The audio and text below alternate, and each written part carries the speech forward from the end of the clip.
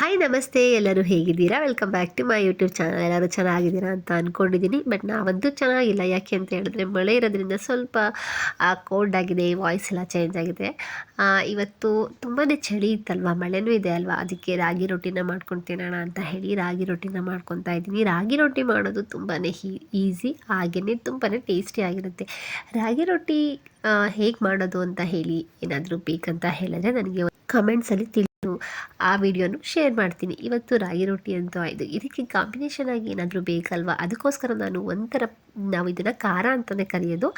ಇದಕ್ಕೆ ನೀವು ಚಟ್ನಿ ಅಂತಲೂ ಅನ್ಕೊಬೋದು, ಹಾಗೆಯೇ ಪಲ್ಯ ಅಂತಲೂ ಅನ್ಕೊಬೋದು.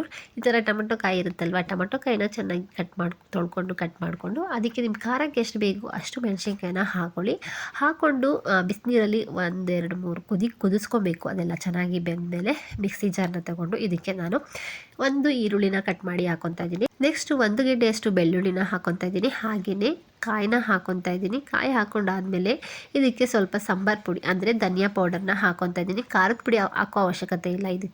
ಇದಕ್ಕೆ ಮೆಣಸಿನ್ಕಾಯಿ ಹಾಕಿರ್ತೀವಲ್ಲ ಅದೇ ಸ್ಪೈಸಿ. ನೆಕ್ಸ್ಟ್ ಇದಕ್ಕೆ ಕೊತ್ತಂಬರಿ ಸೊಪ್ಪನ್ನ ಹಾಕೊತಾ ಇದ್ದೀನಿ, ಜೀರಿಗೆನ ಹಾಕೊತಾ ಇದ್ದೀನಿ. ನೆಕ್ಸ್ಟ್ ಸ್ವಲ್ಪ ರುಬ್ಕೊಂಬರೋಣ ತರಿಯಾಗಿ, ಯಾಕೆಂದರೆ ಕಾಯಿ ಹಾಗೆ ಇದಕ್ಕೆ ಹಾಕ್ಬಿಟ್ರೆ ನುಡಿಯಲ್ಲ ಅಲ್ವಾ, ಅದಕ್ಕೋಸ್ಕರ ಮೊದಲೇ ತರಿಯಾಗಿ ರುಬ್ಕೊಂಬಂದು ಇದಕ್ಕೆ ನಾನು ಬೇಯಿಸಿಟ್ಕೊಂಡಿದ್ದೆ ಅಲ್ವಾ ಟೊಮೊಟೊ ಕಾಯಿ ಮತ್ತು ಮೆಣಸಿನ್ಕಾಯಿನ ಇದನ್ನು ಹಾಕಿ ರುಬ್ಕೊತಾ ಇದ್ದೀನಿ. ತುಂಬ ನುಣ್ಣಗೆ ರುಬ್ಕೊಬೇಡಿ, ತರಿಯಾಗೆ ರುಬ್ಕೊಳ್ಳಿ. ಸ್ವಲ್ಪ ದಪ್ಪ ರುಬ್ಕೊಂಡ್ರೆ ಈ ಖಾರಕ್ಕೆ ತುಂಬ ಚೆನ್ನಾಗಿರುತ್ತೆ. ಇದನ್ನೆಲ್ಲ ರುಬ್ಬಾದ್ಮೇಲೆ ಒಲೆ ಮೇಲೆ ಪ್ಯಾನ್ ಇಟ್ಕೊಂಡು ಇದಕ್ಕೆ ಸ್ವಲ್ಪ ಆಯಿಲ್ 3 ಟೇಬಲ್ ಸ್ಪೂನ್ನೇ ಹಾಕಿ, ಈ ಖಾರಕ್ಕೆ ಸ್ವಲ್ಪ ಆಯಿಲ್ ಜಾಸ್ತಿನೇ ಹಾಕಬೇಕು. ಮತ್ತು ಸಾಸಿವೆನ ಹಾಕ್ಕೊಂಡೆ.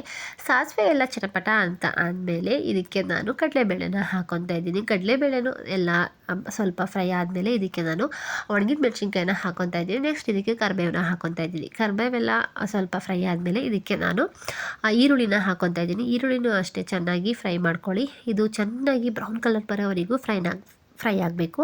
ಸಾರಿ, ಸ್ವಲ್ಪ ಕೋಲ್ಡ್ ಆಗಿರೋದ್ರಿಂದ ವಾಯ್ಸು ಅಷ್ಟು ಸ್ಪಷ್ಟತೆ ಬರ್ತಾ ಇಲ್ಲ.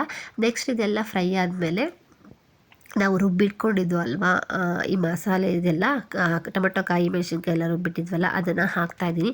ಅದೆಲ್ಲ ಚೆನ್ನಾಗಿ ಫ್ರೈ ಆಗಬೇಕು. ಇದಕ್ಕೆ ಸ್ವಲ್ಪ ನಾವು ನೀರನ್ನ ಆ್ಯಡ್ ಮಾಡ್ಕೊಳ್ಳೋಣ. ಯಾಕೆ ಅಂತಂದರೆ ನೀರು ಹಾಕೋದ್ರಿಂದ ತುಂಬ ಗಟ್ಟಿ ಇತ್ತಲ್ವ, ನಾವು ನೀರು ಹಾಕ್ಕೊಂಡು ಏನು ರುಬ್ಬಿರಲ್ಲ, ಅದಕ್ಕೋಸ್ಕರ ಸ್ವಲ್ಪ ನೀರನ್ನ ಹಾಕ್ಕೊಂಡು ನೆಕ್ಸ್ಟ್ ಇದು ಸ್ವಲ್ಪ ಒಂದು ಕುದಿ ಬಂದಮೇಲೆ ಇದಕ್ಕೆ ನಮ್ಗೆ ಎಷ್ಟು ಬೇಕು ಅಷ್ಟು ಉಪ್ಪನ್ನ ಹಾಕ್ಕೊಂಡು ಚೆನ್ನಾಗಿ ಲಿಡ್ನ ಕ್ಲೋಸ್ ಮಾಡಿ ಕುದಿಸ್ಕೊಳ್ಳೋಣ. ಕುದ್ದಾದಮೇಲೆ ನೋಡಿ ಎಷ್ಟು ಚೆನ್ನಾಗಿ ಬಂದಿದೆ ಅಂತ. ಈ ನೆಗಡಿ ಬಾಯಿ ಶೀತಕ್ಕೆ ಚಳಿಗಂತೂ ತುಂಬಾ ಚೆನ್ನಾಗಿರುತ್ತೆ.